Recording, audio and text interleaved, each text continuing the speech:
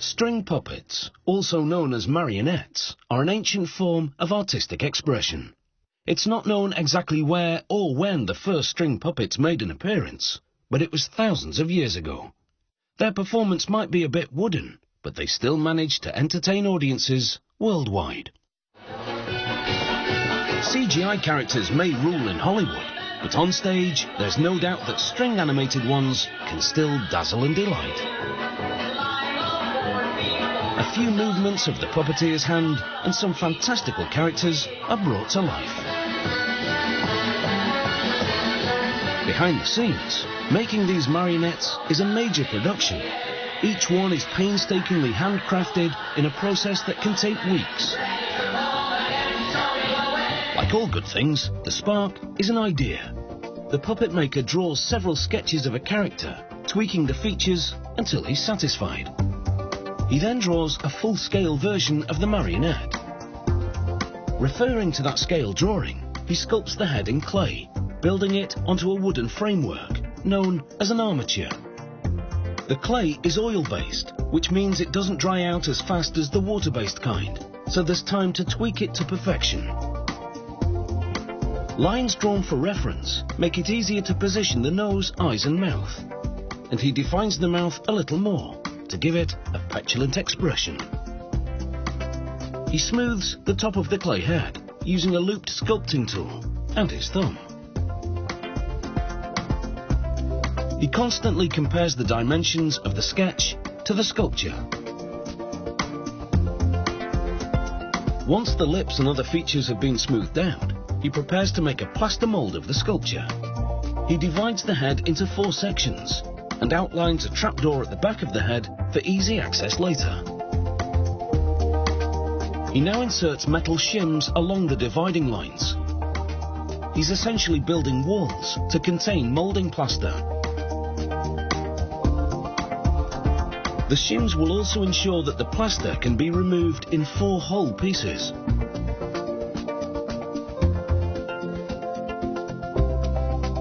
The plaster has been mixed to the consistency of thick cream. He scoops a generous amount into a walled-in section of the clay sculpture. The plaster generates heat as it hardens and sets. It then cools for about half an hour. He removes the shims that surround it, and then reuses those shims to wall in the next section. He repeats the process once more.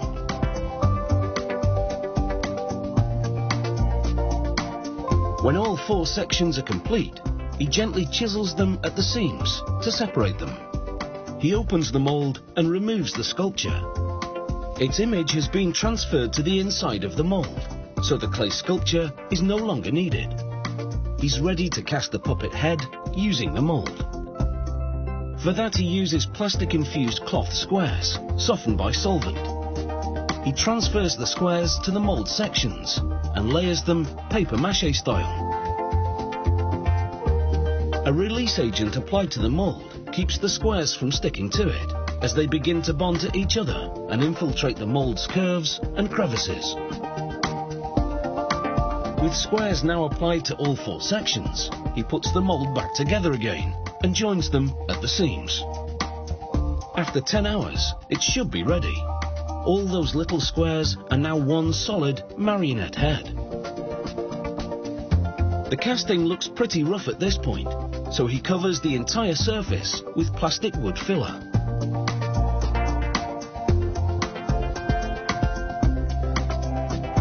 A sanding makes a massive difference.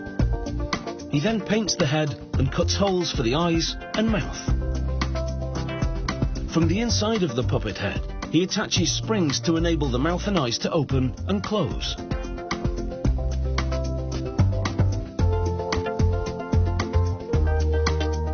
Over in the paint department, with every stroke of the brush, another puppet becomes a more colourful character. It takes skill and patience with the brush to bring these characters to life, but the next stage of the process really makes the puppet feel real. It's looks that matter. Before the head of the penguin puppet can be attached to the body, it just needs a few more dramatic touches, like curly fur. Yes, in the fantasy world of puppetry, anything is possible, even for a penguin. He traces the pattern on the reverse side of the furry fabric and cuts it out from that side too. He stitches the fabric together to conform to the shape of the penguin head. This process must be repeated for each fur-covered part. He then checks the fit.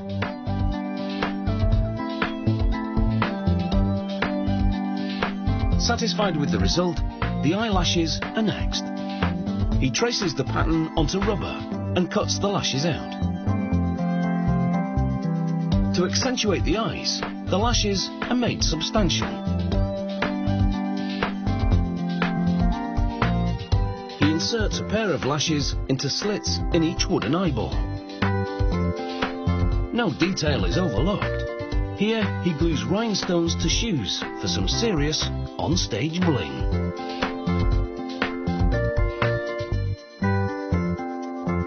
He's now ready to build the torso and limbs of the marionette. He traces the pattern of those parts onto blocks of wood and then cuts them out. This particular part is a hand for the penguin character.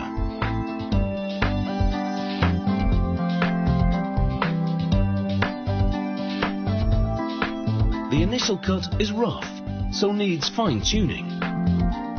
He chisels it and files it with a rasp to round the profile. It takes about 5 hours to produce just one puppet hand. The other parts receive an equal amount of attention, because with ball and socket joints, it's essential each limb fits smoothly to the next.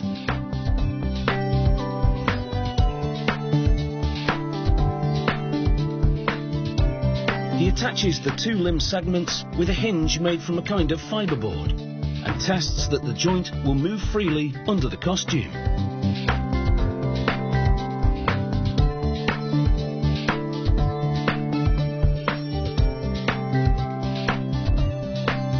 When the marionette body has all its moving parts, it's time for a stretch. So, they suit him up and thread the strings from the puppet to the correct spots on the controls. The control bars are shaped like an aeroplane, and in the industry they're actually known as an airplane control. They use fishing line because of its strength. They thread 9 strings or more depending on the complexity of the marionette. Some of these strings are for support, some for movement, and others for effects, like nose growing or ear wiggling. With the string strung and well knotted, the marionette body comes to life. And now the defining moment. They attach the head to the body. This new character is almost ready to meet his audience, to everyone's apparent delight, including his own by the look of it. All that's left is to run the strings for controlling his head and facial expressions. And some accessorizing. They now manipulate the strings to check his limb dexterity and the movement of his mouth, eyes and eyebrows. This marionette is now ready for the stage. Between shows, he rests. After all, he can't always be working. It takes up to 1,500 hours to create each one of these marionettes.